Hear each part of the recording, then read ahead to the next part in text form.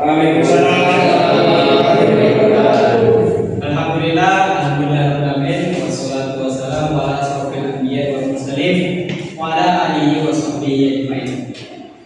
Rabbi shrah li sadri wa yassir li amri wahlul 'uqdatam min lisani yafqahu qawli.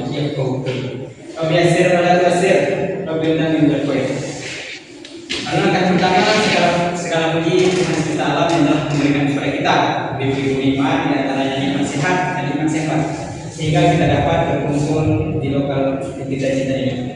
Lalu yang kedua, selawat dan salam senantiasa kita kirimkan ke untuk kita alam, yakni Nabi besar Muhammad SAW yang melafazkan Allahumma shalli ala sayyidina Muhammad wa ala sayyidina Muhammad.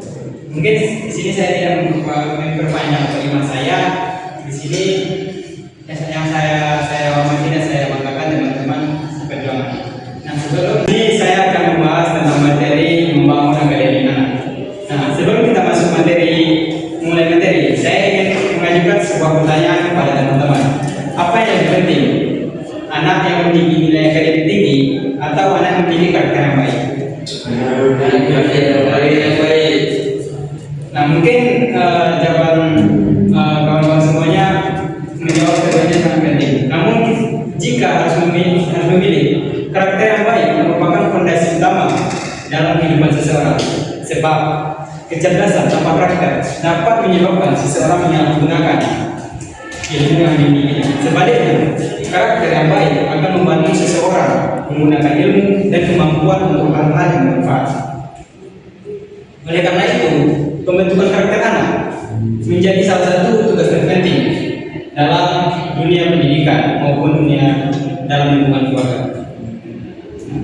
Adapun yang saya hormati, di saat kita hidup di era modern ini atau di era digital ini yang ditandai dengan perkembangan teknologi yang sangat besar, anak-anak dapat dengan mengakses berbagai informasi melalui internet dan media sosial. Di satu sisi, perkembangan ini memberikan banyak manfaat, namun di sisi lain banyak berbagai tantangan yang dapat mempengaruhi karakter anak. Kita sering mendengar berita bahwa perilaku tidak sopan, kurangnya rasa hormat orang tua, kurangnya rasa hormat anak kepada orang tua dan guru, hingga menurunkan rasa tanggung jawab dan tanggung jawab pada sebagian anak remaja. Fenomena ini menunjukkan bahwa pendidikan karakter memiliki sangat diperlukan agar anak menjadi pribadi yang baik.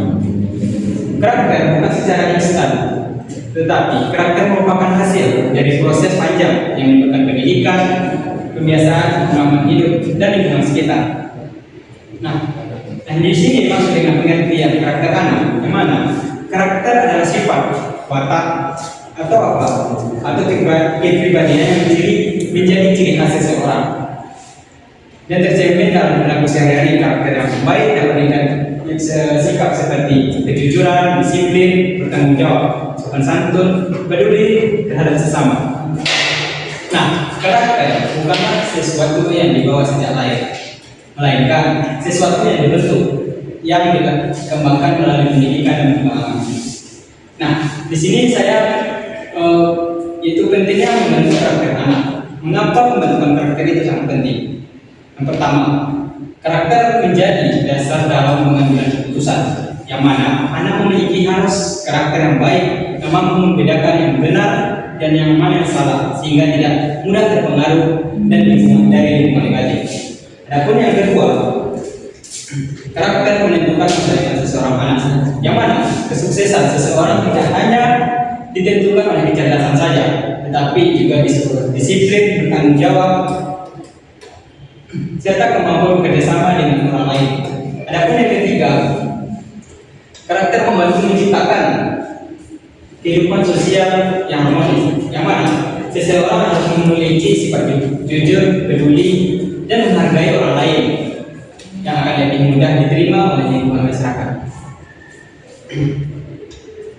Nah, di sini ada tips, saya memberikan tips itu cara membentuk karakter anak. Adapun yang tips yang pertama, menjadi teladan yang baik. Yang mana cara pertama yang paling penting adalah memberikan contoh yang baik. Anak yang belajar lebih banyak dari apa yang mereka lihat dibandingkan apa yang dia lihat. Jika orang tua mengajarkan kejujuran tetapi sering berbohong, maka anak akan bingung dan cenderung meniru perilaku yang dia lihatnya. Oleh karena itu, orang tua dan guru harus menjadi teladan dan bersikap bertindak. Misalnya seperti mengucap salam saat bertemu dan menepati janji dan seterusnya menghormati orang lain. Ada pun tips yang kedua yaitu membiasakan perilaku positif, yang mana karakter berbentuk melalui kebiasaan yang dilakukan secara berulang. Contohnya, membiasakan anak bangun tepat waktu, membiasakan mengucapkan terima kasih, membiasakan buang sampah pada tempatnya, dan membiasakan meminta maaf ketika melakukan kesalahan.